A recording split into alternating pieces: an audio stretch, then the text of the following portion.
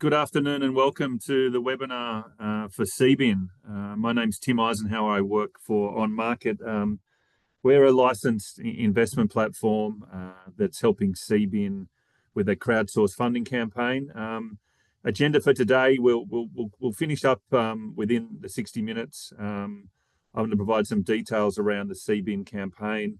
I'm going to introduce the founder and CEO of Seabin, who will give a short overview presentation about the company and the investment opportunity. Then we're going to move on to questions from the crowd. So I encourage you, those that are online, we've got a good, fairly sizable number there, just to tap on the Q&A icon and type in any questions you have for Pete.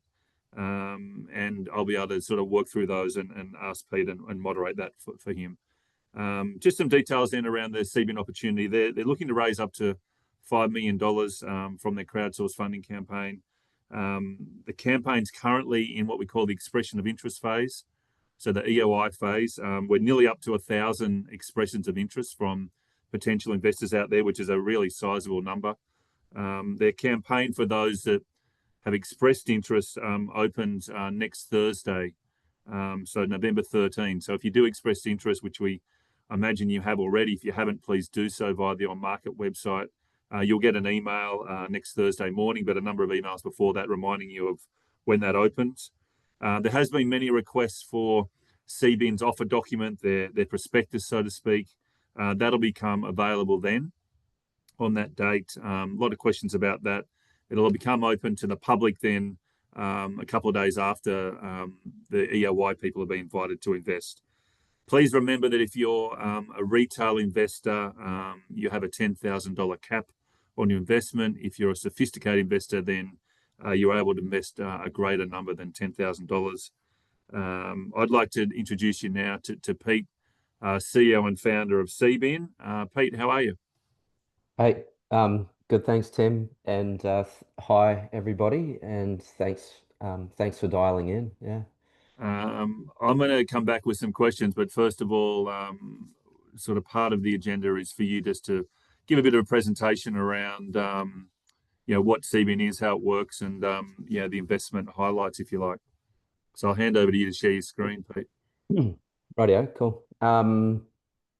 So I might just start with just a verbal explainer, and then I'll flick over to the share screen, or you know what, I'll share the screen because sometimes I stuff it up and I get like this full share screen anxiety of not clicking the right buttons. How did that go? Can you see that, Tim? We can see that. Yep. Sweet. Oh my God. Righto. Done. Definitely not as scary as speaking to random people in the streets of Sydney or Melbourne. That was terrifying. But it was great. There was a lot of personal development, and our scientist Indy coined the term for me, rejection therapy, I think it was called. I'd never heard that before, but oh boy. Okay, so look, this is a sneak preview at our offer doc. So I'll just go through some of the more general information of what we do, how we make money, what are the plans, that type of thing. I won't go into the financials or company information yet because we're still getting that signed off with legal and accountants, but that'll be available next week, definitely on the 13th of November for the private offer period. Okay. Sorry. I nearly lost my voice on Tuesday, but I think I'm back. So on this screen here, you can see a Seabin. It's got UpBank. That's one of our impact partners. They're a digital bank. They partner with us. They pay us money to remove plastic pollution and then collate the data for it. They pay us money to create impact reports, which they can use for sustainability reporting, ESG reporting, and then sustainability-based marketing. So, if anyone is not familiar with that, let's say you're at the supermarket, you buy a shampoo bottle, or you're looking at two shampoo bottles. One supports the reef or koalas or plastic pollution, the other one doesn't. And so most people are generally purchasing a product with purpose. And so companies are literally coming to us, retailers, digital banks, we've got bikini companies, state government, to add sustainability into their business model, into their marketing, or into their sales strategies. Purchase this and we'll remove X amount of plastics. Or, for example, we have state government doing huge construction builds like the new Sydney fish markets, over $1 billion, and they wanted to mitigate the risk of construction waste entering the ocean. And so we set up a whole bunch of sea bins to capture the plastic pollution. And so the way the Seabins work is the water gets sucked in. We have an underwater pump, which I think about more than half of the Seabins in Sydney are running off solar, so they're solar compatible. The water comes in over the top. The plastics, as you can see in that image, are floating, so they'll come in. And then on the inside, we have a filter. The plastics stop in the filter, and then the water passes through, and it's as simple as that. Um, we're capturing plastic bottles, chip packets, soft plastics, um, pretty much any consumer product that has packaging or plastic involved ends up in the water. And so about I think it's 57.5% of all the plastic that we're capturing is microplastics. And for anyone that doesn't know about microplastics, that's anything less than 5 millimeters in size. So we're capturing down to like a millimeter, maybe half a mil, but then we don't have the capacity to measure anything smaller at the moment. And then microplastics are smaller, so we're getting into the microns, so stuff that we can't see, kind of nano size. This is the stuff that's getting into our bodies, getting into our brains, early stage cancer, clogged arteries, heart attacks. I think we have like 7 grams of microplastics in our brains from recent reports. And I hate to bring the doom and gloom, but microplastics for human health is deemed to be the next planetary crisis because the entire world depends on plastic. There's no escaping it, unfortunately. So we clean up, and then what we do with that is we create data, which we use for sustainability and reporting purposes, supporting legislation. So in 2016, I think it was, we threw sea bins in the water. We thought, oh yeah, we're just going to clean up, we're going to help fix this problem. And then we quickly realized that cleanup was only one component of a solution because you need to turn off the tap to the bath, before as it's overflowing. So we're cleaning up and we're creating data, which we're using for upstream solutions. And we saw the carbon market where data and transparency there was a lot of controversy around that. And so we decided that if we focus on um, further developing our data program and accuracy and that type of thing, methodology, we can start tapping into a new nature market. And in 2023, I think it was, we started to see this new nature market building. So finally, a price has been put on nature. Nature's, we take this for granted. It's never really had a price before, but it's valued at $7 trillion. And so plastic waste is one stream of a $7 trillion market. So if you think about carbon, climate, that's another stream of the nature market. And so essentially, we're looking at not reinventing the wheel, but seeing plastic waste within the nature market as something similar to carbon. So it's still being built out, but extended producer responsibility, mandatory nature reporting. If you have carbon emissions, you need to try and reduce them, or you can offset or mitigate that by planting trees, for example. And so what we're seeing, what I'm excited about, is this mandatory nature reporting. So if you're Smith's Chips, for example, um, you will need to pay a price or a levy for every packet that is produced that will go towards the recycling, the cleanup, and the monitoring of that packet after it's been used. Did it end up in recycling? Did it end up in the environment?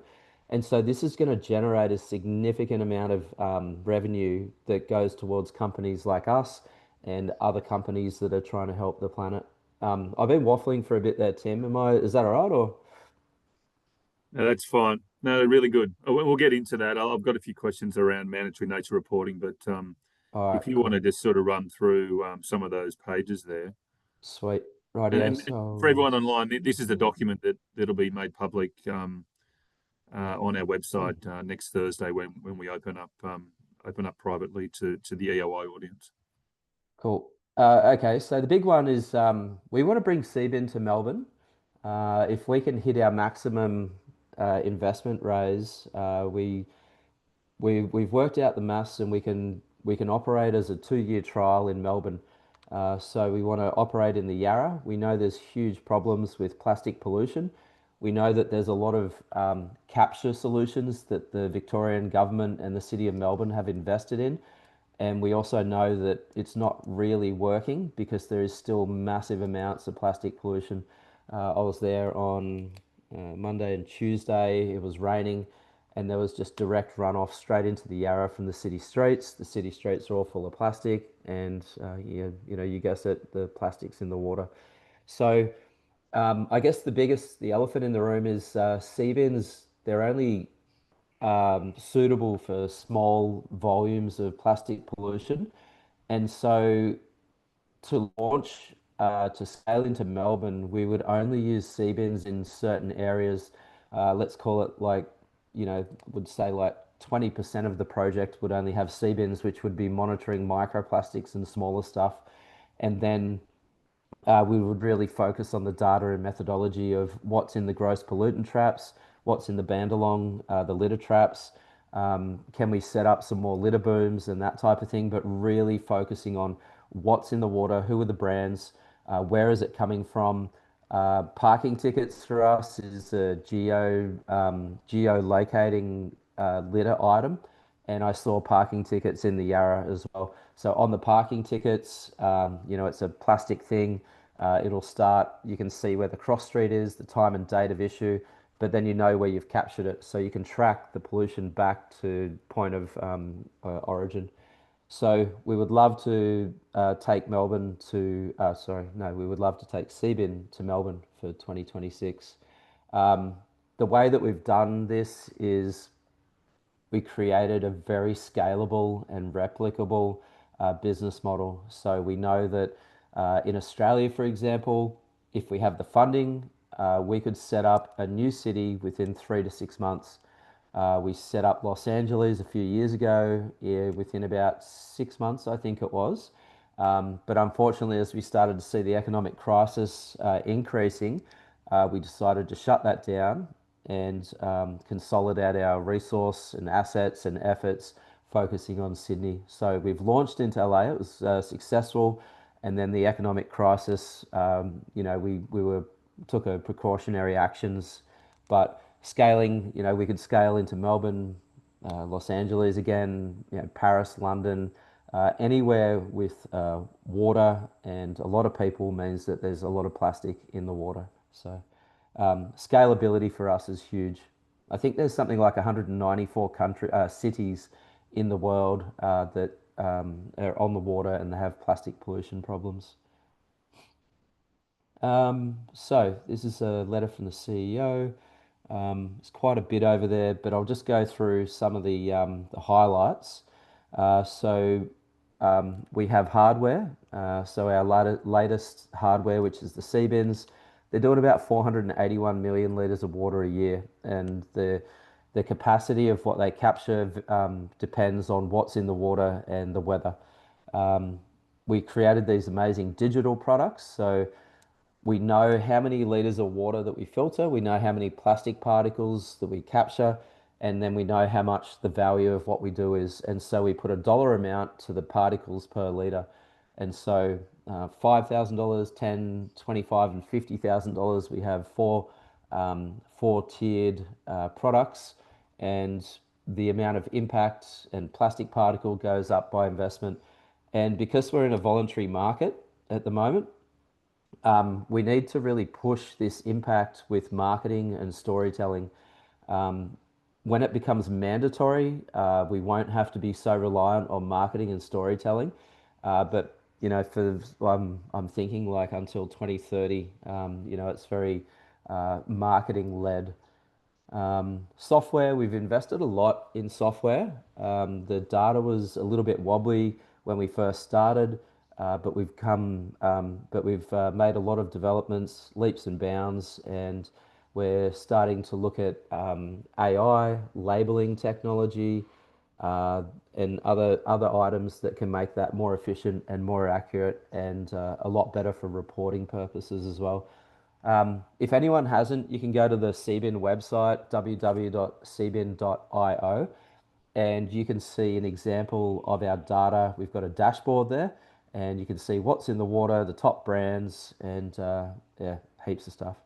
Um, We've just hit profitability, which for me is like the biggest milestone that we've ever had. For a few years, well, until like about a year ago, I'd been focusing on growth, and that was a mistake, and I'll own that, full accountability. We couldn't, we were starting to look at, why do we have these cash gaps? Why do they keep occurring? And then we realized that we hadn't, really designed the price of what we do and the value of what we do, and we'd stretched ourselves. And so we focused in the last 12 months on becoming profitable, which we have done successfully. There were some big, quite hard decisions, a few redundancies, that type of thing. The team, we only have 9 of us, and all of us have like 2 or 3 different, responsibilities. So I've got probably about 10. We don't have a marketing department. I'm doing all the content, the video, the editing and stuff. But to be honest, I love that shit, so it's great. Um, we have over 40 corporate partners. So we have businesses large and small. I think about 11% of our funding comes from state government, and the rest is from the private sector.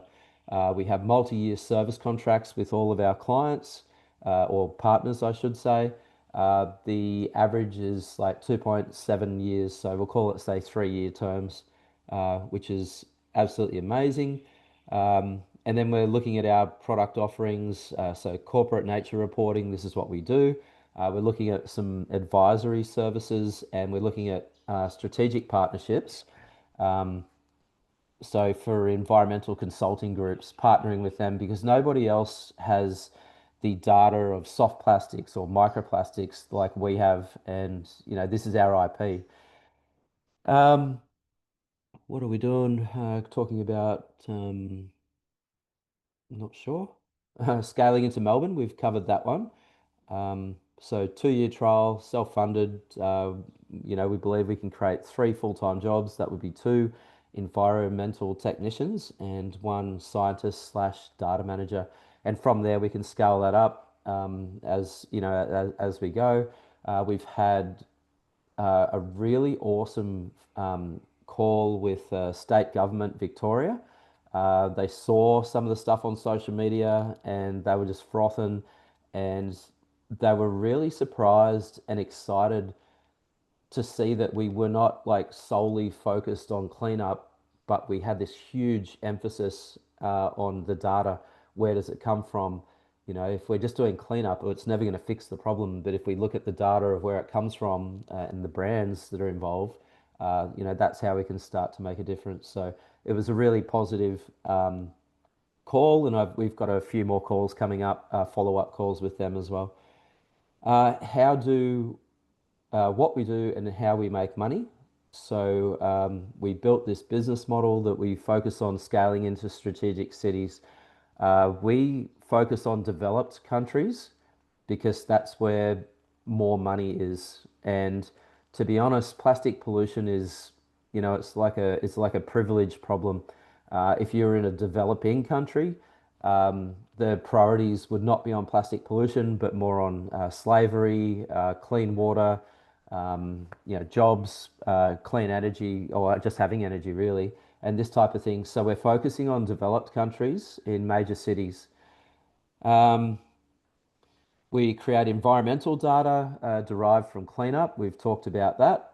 And then we use marketing and storytelling as, I don't know, like how we create these partnerships. The main one is corporate impact partnerships. This would be most of the revenue that we generate, which is over $1 million a year. Um, Impact certificates. This is the digital impact. We launched that maybe about a year ago, maybe, and it's proved quite successful. And then environmental data services. So we've just partnered with Sydney Airport. We have a 5 year plan, and we don't have any sea bins that are going in the water. This is the focus on the data of what's in the water, using litter booms and existing litter traps. And this is, I guess, a good case study of what we would like to do in Melbourne as well. Um, and so that's going really well. Profitable and growing, yes. We talked about that one. We have that proven traction and partnerships from the 40 plus partners. Uh, First mover advantage in the mandatory nature reporting. So we're kind of on our own here, which is really good. We've got a strong brand, got a lot of credibility, and position for global scale. This is just some stuff about the fish markets, koala. These are some of our partners. I'll skip that. Um, you know what? I think we're pretty good. Oh, the other one is, this is our fourth raise, and in the video we thought, well, let's address that straight up. What's happened to the money and what have we done? And the quick answer is we've invested it into the company and we've got ourselves into a profitable position because of that. And so for anyone online that already has invested, thank you. We couldn't have done this without you, and we're in a great position at the moment. So you'll see in the offer doc, these were the promises of what we did. So in 2020, we said we want to grow recurring revenue streams. So big green tick box, we've done that. We've got these 3 year contracts, investing in the hardware, done. We reshored our operations from France back to Australia. We did that. 2021, rolling out the cities, that was Sydney. Services, pollution index. We built the beta version because we can't remember exactly why, but I think we had to reprioritize. But we still use the pollution index every day for internal uses, which we use for external reporting. 2023, creating new digital products, um, digital platforms, done, done, done. So yeah, we're pretty excited. Um, and then that's just a timeline of events, and I won't go into that now. I reckon maybe jump into some questions, maybe Tim, We or can do that. We yeah. can do that. Absolutely. And thank you. Really, really comprehensive. And for those online, that this is the offer document, which will be made public on the website on the landing page for the offer next Thursday. So Pete, just plenty of questions coming in, and for those online, please use the Q&A icon there if you have any questions from Pete's presentation. I'll start off with, I've sort of tried to distill them into different categories so we're not jumping around too much. I'm going to start with then the product for you. Questions coming in. Competitors, is there anyone out there doing similar to what you're doing in other parts of the world? Yeah, there is actually. We get a lot of copycats, and we're not going to stop them. I think that would be really disastrous for everybody. Like, Mm. they're trying to do good for the planet. It's a bit sus sometimes when they fully copy what we've done, but I don't know. It's kind of like And what. what cities, what harbors or cities or rivers are they in different around the world? Do you know where they are? Oh, there's heaps of them. Hey. There's so many copycats, but Right. there's stuff in Turkey. There's stuff in China. Our old manufacturer, copied what we do and made their own. But for us, it was, you ever remember the saying, like, if you give them enough rope, they'll hang themselves. Mm, mm. Um, we realized, like, selling hardware doesn't work, and it's not very profitable, and Yeah. it's not financially sustainable. And Mm, so good on them, have a go at it, sell your products if you can. Generally, like we did this for 2 years. We scaled into 53 countries by selling hardware, and it just didn't work. It became mm. a liability. you only sell a product once, you don't get annual recurring revenue. And I And was like, that's why you had to do the pivot, right?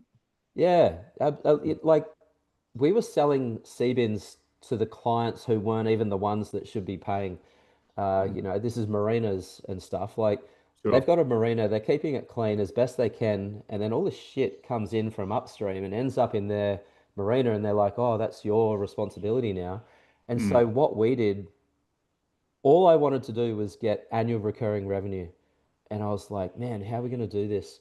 And I was like, well, how about we stop selling the sea bins and we'll rent them, or I don't even know. And then it just turned into this organic development of, okay, we're not going to sell the sea bins, we're going to maintain them, but we're going to use this sponsorship slash partnership yep. model where you can Yep. put your name on it for 3 years and you're going Yep. to give us, I don't know, let's call it 50 grand a year. Yep. We just sold a $14,000, well, it's not 14,000, that's what we used to charge. Mm, We just got $150,000, you know, in a mm. in a recurring revenue model where in a one-off sale we would have only got between say 12 and 14. Yeah. Um, Yeah. So and this is there's this is corporate impact partnerships you're talking about. You got 40 of those at the moment. Is that a is there a cap on that, or that's an infinite number? You can just keep selling and selling, and you could yeah, do that if yeah, you expand it into Melbourne. You're obviously going to attract sort of a number of Melbourne-based companies. I would have thought down there as well. yeah, correct. Um, So what we realized, I started hearing this buzzword, fractionalized, fractional CEO, fractional this and that. And I started thinking about it and realized that like a price point of say 50,000 per annum, it only suits a few companies that are quite large. And I was thinking, okay, so how do we fractionalize the price? We can do it by impact, and we know the dollar value of the impact. And so mhm. we fractionalized a CBIN.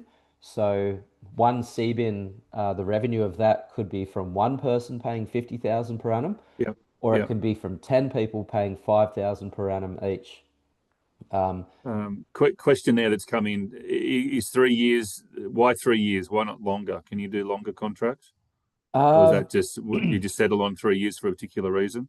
we just found that that is generally what a corporate aims for. They don't want to go less because it doesn't seem like a big enough a commitment. Yep. But generally, they don't really want to go more because 3 years is still quite long. But yeah, we found the average is 3 years. But in saying that, our one of our clients is Infrastructure New South Wales for the Sydney fish markets. That was that $1 billion Yep. build. Yep. We had an initial 5 year contract with them, and then I think we're extending that another 8 years, Okay. and expanding the amount of units that are in the water from 5 to 8, 8 or 12. Sorry, Okay. I can't remember the exact number, That's fine. but yeah. And then questioning around to staying on the product, is it only for sort of still water, or can you use it in open water with beaches, waves, that sort of thing? Have you tried that, or is that too hard to do? Definitely way too hard to do. I spent 12 years as a boat builder for racing yachts, and so I sailed all around the world. And some of the storms and the conditions outside of a harbor or Mm, marina is just mm, insane. yeah. And for us, we just figured let's stay upstream, close to the source of the problem, which unfortunately is humans. And we developed these sea bins so that one person could empty the sea bin. Yep. And because of that, we had to stay quite small. Um, and so we focus on marinas, ports, and yacht clubs, what we call it, low flowing rivers. Yep. We've got sea bins in Lake Geneva. We've got freshwater sea bins in the Great Lakes over in the USA, but generally it's ports, yacht clubs, and marinas where we deploy. And just take everyone online through when you collect the rubbish. This is a bit I was interested in when we first sort of started working with you. When you collect the rubbish, what happens then? Where's that rubbish go? Because my understanding is you're doing the data testing. How do you do all that, and whereabouts is a location for that in Sydney? You're doing that in Melbourne as well. Yeah, so just focusing on Sydney for the moment. Yeah. Again, like through this restructuring and obtaining profitability, we just had to really consolidate our resource and assets, just focusing on Sydney. And so what we'll do is we have two environmental technicians, Tom and Saul, and they service 20 Seabins from Monday to Friday across Sydney. So from say Blackwater Bay, where the fish markets are, to Rushcutters Bay, I think it is, where the CYCA Yacht Club and that is. Um, we have a schedule. We have Indy, who runs our science lab in Darling Harbour. Sorry, I'm hiccuping here. And if anyone wants to visit the science lab, we do two public tours per day. Just go to the Hmm. National Maritime Museum and look for Hmm. the lighthouse, and you'll find Yep. us. And so Indy gives them a schedule. Hey, I want 10 or 13 data samples this week. And so Tom and Saul will empty a sea bin into a bucket, and then they'll do a data entry, put a label on the drawer. Oh, I'm lost for words here. Yeah. Write Right. some information down on the bucket, and then they'll Yeah. bring the 13 buckets of trash to the lab, and then Indy will triage that. She can't get to the 13 buckets in a day, and so we freeze that. And then when she's ready, she'll thaw it out, and then she'll put it in a what do you call it when you like not dehumidifier, dehydrator, sorry.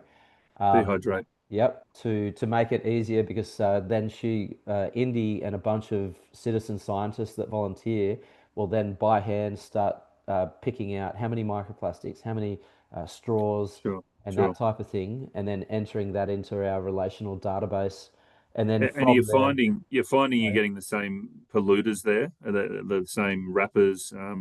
That's quite interesting data, right? I would have Yep, thought. yep, absolutely. So, um, well, for And example, the and how does that cycle back then to the mandatory nature reporting? Because if you're a Smith's Chris, right, you're saying you're the number one polluter in Sydney Harbour or whatever it may be. I can see that data being crucial for you need to pay the biggest amount or what correct. price you're going to pay for your pollution that you're causing. Correct. We found it's just the biggest brands that we all love. Yeah, Smith's Chips, yeah, Magnum, for example. yeah, Streets Ice Cream, Mars bars. The stuff that we eat the most, or people eat the most, are this is the litter that we see in the water, and so Smith's Crisps. Okay, so they're the number one. That's the number one brand of chips that we find in the water. yeah. Um, the number one flavor of chips that we find is cheese, then it's plain and salt and vinegar. We've got all the data on this, Mm. but how this works and how the significant opportunity for Seabin is that with extended producer responsibility and mandatory nature reporting, um, all the chip packets that are in the water will have a price to pay on the cleanup and the monitoring and recycling of.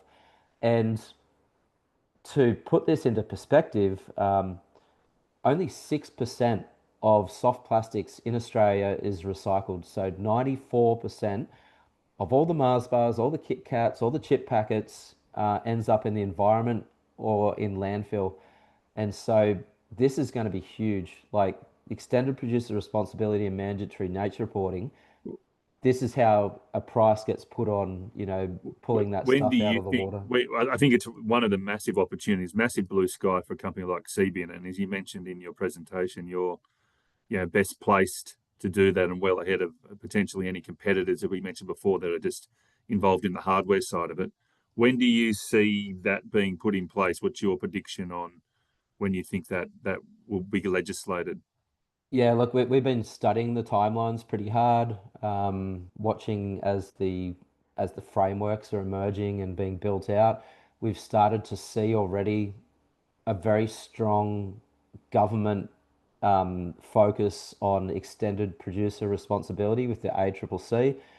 They've just created a soft plastic stewardship, which the top polluters or the top brands, whatever you want to call them, Yeah. signed on to.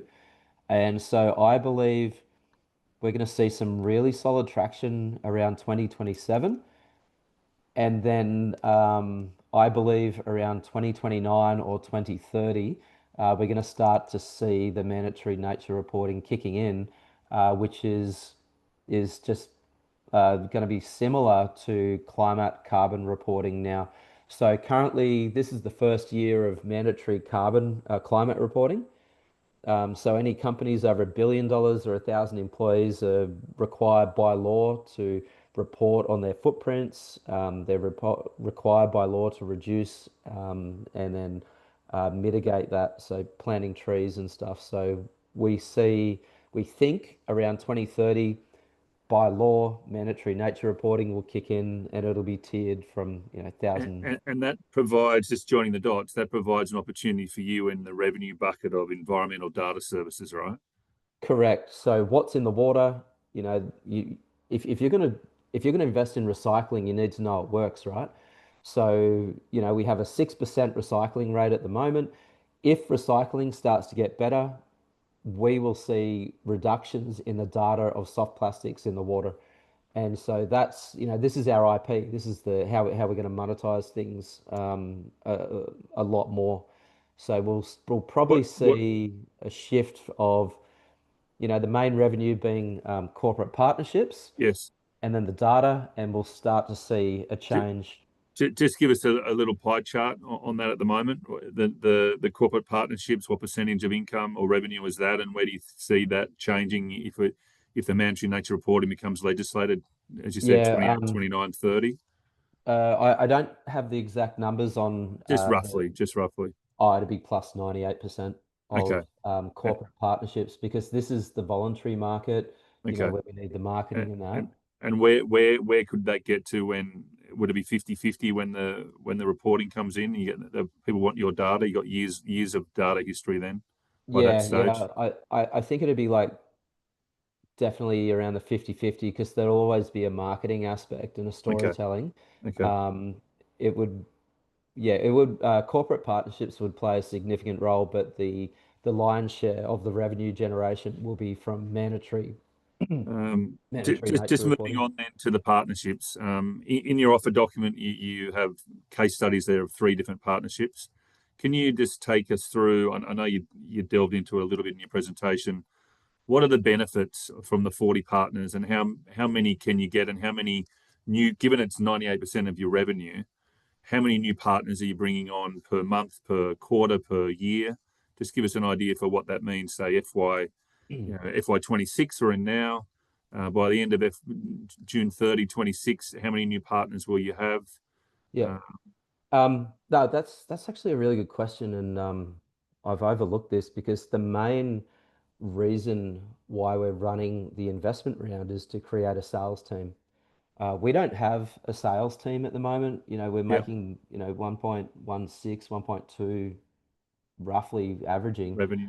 Yeah, in the revenue, but we're not, we don't have a sales team. Like we're not going out to be like, hey, do you want to partner with us? And we need that because we've only ever been reactive. We get a lot of inquiries and we just deal with that reactively.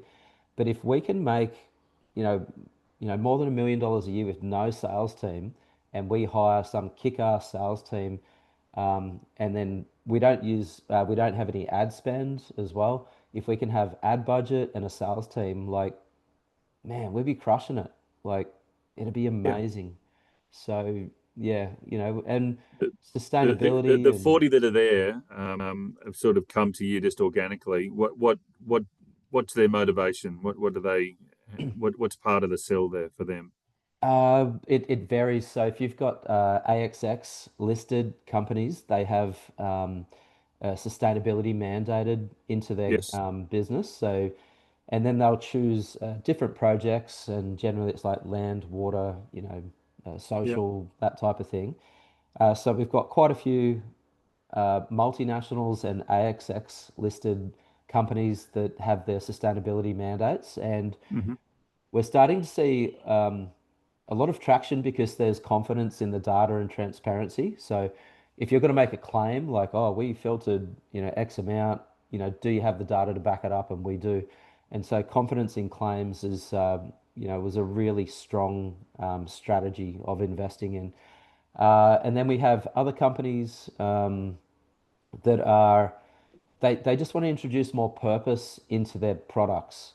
So a beer company, for example, they produce beer, tastes great, that sort of thing, but the consumers are changing. We're demanding more sustainability or more purpose attached to it. So, Yep. if you bought a beer, does it build a well in Africa for kids? Does it help the koalas?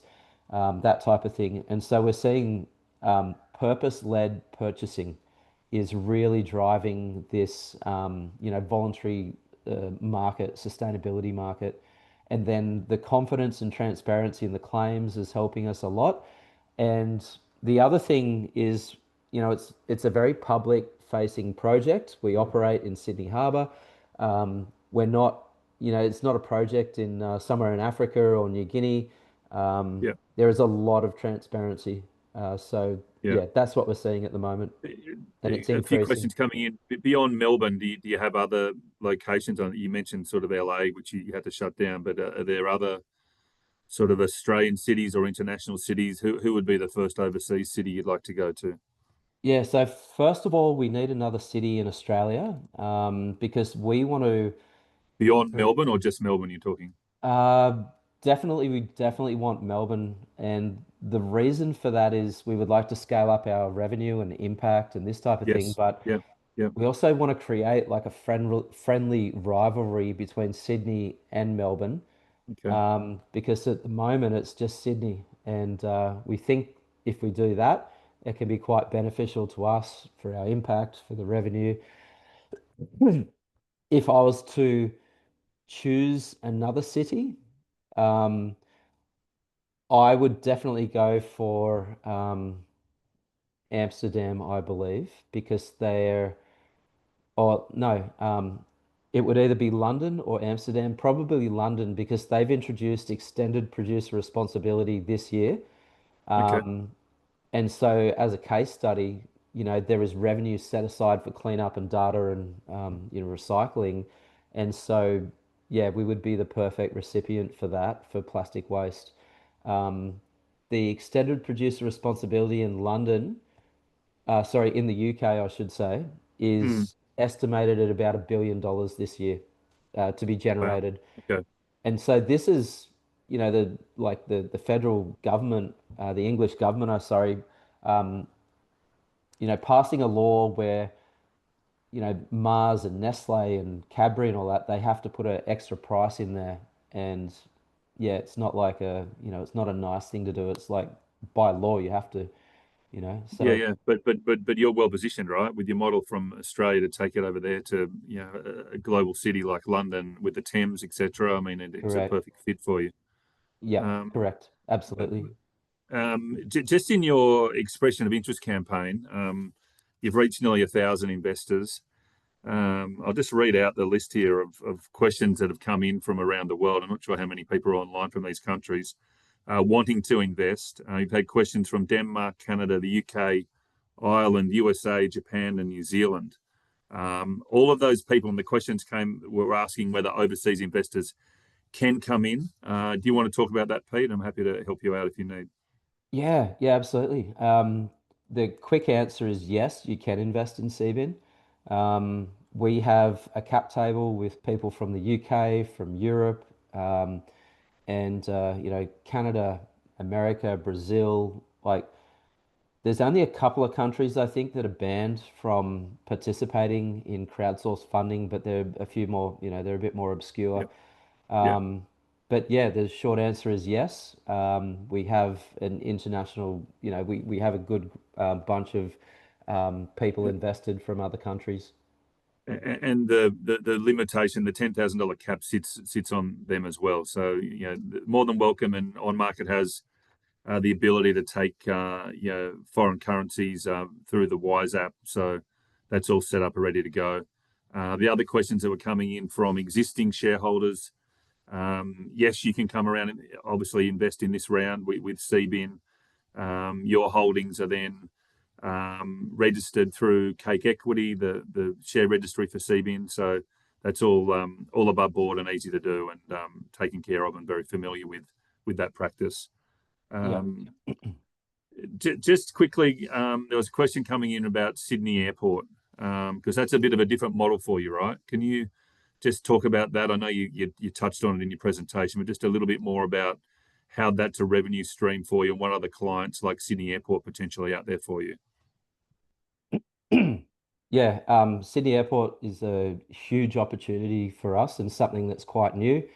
Um, where the new thing is not having a sea bin in the water, but still, um, you know, doing the data, applying our methodology, and the reporting of it is huge.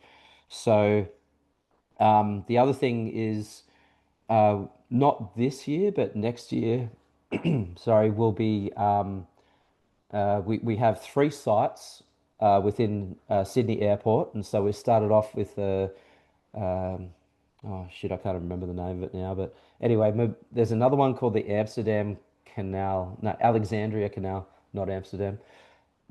And we're going to be looking at introducing these litter booms, which is literally just a boom that could partially um, go across the river or completely go across the river. And it's quite passive, really low maintenance but high volume. And then once per quarter or once every month or 2 months, depending, there would be a litter extraction. And so from there, we can start to see, really large volumes of litter being removed, but also having the same data methodology applied to it. And so what we've done with Sydney Airport is we've set up some remote vision technology. So we're taking a photograph of the litter trap I think it's every 1 minute, and we're archiving these photos for object recognition, artificial intelligence. It will be quite a few years before we can rely on AI, but we have the machine learning of that, and so we're just future-proofing ourselves with this project as well. Mm. But not having the Seabins is great. Having the litter boom really opens up the markets to us quite a lot because having a Seabin in the water on infrastructure is quite restrictive. Not getting the larger volumes is quite restrictive, and so yeah, we're pretty excited about that. Um, just, I've got about 10 minutes left, and a few questions still to go through. Question around just the product coming in. Do the sea bins measure or collect the water quality data as well as the rubbish data? Is that something that you could do or you thought about? And is it? Yeah, absolutely. I think it was in 2022 or 23, it might have been. We built the next model Seabins, and we introduced digital water quality sensors into them, and it was really good. But we found that the sensors that we used were really high maintenance and needed to be calibrated a lot to the point where um, we either had to invest in better sensors, which was going from, Yeah, I think it was like an $800 price point to about $5,000. And right. so we thought, okay, well, let's just hold off for a while. But we do have that capacity with the hardware, so we can retrofit the sensors back into the Seabins. Is that a revenue opportunity for you, for people to sell that data, or is that what you see it as? Yeah, Yeah, absolutely. So, we could do all sorts of stuff, turbidity, water temperature, other bits and pieces. And yeah, we've seen people that are paying for that, research grants, science grants, uh, uh, local grants through the city, New South Wales EPA, this type of thing. Um, but yeah, definitely a revenue generating. and you mentioned in your presentation around solar powered, the Seabins are solar powered. How does where's the panel on that? How does that work? Is that whole ream on the top, is that a solar panel? No, no. So, um, what we found was to run a C-bin with a solar panel, I think it's about 9 square meters. Right. And so we Okay. don't have any individual panels on the dock or on the C-bins, but we found that there is a lot of the yacht clubs and the marinas have I solar see. panels on the roofs and the car parks. Hmm. And so if they have existing solar setups, we just tap into that. Okay. Couple more final questions for you. You mentioned the ASX earlier. Questions just in and around ROI or return on investment. I become a shareholder. I understand that you're an unlisted company. I give you my money. I get shares in the company. It sits with Cake Equity, your share registry. Where do I see an ROI or return on that investment, Pete, in the next couple of years? Is that a sale to a private consortium, or is it a listing on the ASX, or how would I see sort of a return on that investment as a shareholder? Yeah, so I believe that there's three options. So the first one would be if you wanted to sell your shares and you found a buyer, then you can negotiate. Sorry, my voice is starting to go. You're right. You can negotiate with the buyer, the price of the shares, and so that is one way that you could get a return on investment. Yep. We can't buy the shares back, which is part of the governance or the law of crowdsourced funding, I think it is. Mm. But we can facilitate that transaction with Cake Hmm. Equity, sorry. And Yep. so Yep. that's one way. So if you find your own buyer and you negotiate your own price, and if they agree to a higher price, then you've got your return on investment. The next one could be an IPO, definitely. Um, it's quite exciting. It's quite scary as well. I think we've got a fair way to go before we can entertain an IPO. Yeah. But it's definitely not, it's definitely an option for us. And then the other way would be someone purchasing the company, that type of thing. And, the return on investment, we don't know until the event happens and the price is negotiated. Yeah. Understood. Understood. The use of funds, you're looking to raise up to 5 million. The use of funds, can you just quickly run through where that would be spent? Yes, yes. So I think we have there's a minimum amount which I think is set to 250,000. And Yep. so in a minimum scenario, it is hiring the sales professional. Yep. There is some advertising budget, and then there is some business development, I believe. And I think that's the main use of funds. So investing in making more money through having the sales team and advertising spend, that's like the biggest priority for us. Mm. I can't imagine how good it will be to have a sales team. Um, Yeah. and then in the highest scenario, which is if we hit $5 million, I think we've allocated $1 million to scaling into Melbourne, which is 500,000 per year to be self-funded. Um, so we won't be able to get immediate funding because of the red tape and bureaucracy and that type of thing. And, it might take 3 months to get partners on board. But if we can self-fund for X period of time, like Kevin Costner, you build it and they will come. Field of Mm. Dreams. Sorry, I'm showing my age here. Um, and then I think so that was the allocation. That was the biggest allocation of funds in the $5 million scenario, the maximum. The next one is again sales team. So having two or three sales partners on board, and then advertising budget goes up. I can't remember exactly. Business development, and then I think we've allocated. I can't remember exactly how much, but to increasing the salaries of our employees because Sure. we're not paying them a very competitive wage. We would like to pay them more, and we really want to retain the talent that we have. And yeah, so I really believe they deserve pay Okay. rises. I'm conscious of time. Last question for you, and it's come in, and thank you. I've got an anonymous attendee. It's come up as. I'll read that out to you. Are you planning to take it to Brisbane before the Olympics? Obviously, a great marketing opportunity for you. 7,000 tonnes of microplastics estimated to be in the Moreton Bay from the Brisbane River. Oh So, shit, yeah, I've heard about this. so final question for you, but there's a lot of people pitching for their cities to have a Seabin and to pick up that microplastics that's in the water. So Yes. Brisbane for 2032. Oh, it was 2032, right? Yeah, I remember seeing this and thinking, what a great opportunity. We actually had Seabins in the Tokyo Olympics, which I can't remember if that happened because COVID hit, I think. Mm, Um, and it was huge. Tokyo wanted they're obviously part of United Nations, and so the Sustainable Development Goals from 1 to 17, they wanted 14, which is life below water, and so they invited us to meet with the governor and to go to the sailing village, and we deployed a whole bunch of sea bins, and then they could tick off SDG 14 in their reporting for the Olympic Committee. sure. And that was epic. And so, yeah, I would love to see something happen similar with Brisbane. Good one for the Olympic sponsors as well, as you partner with them, some of those big names. Huge, Um, absolutely yeah, huge. Yeah. yeah, big opportunity.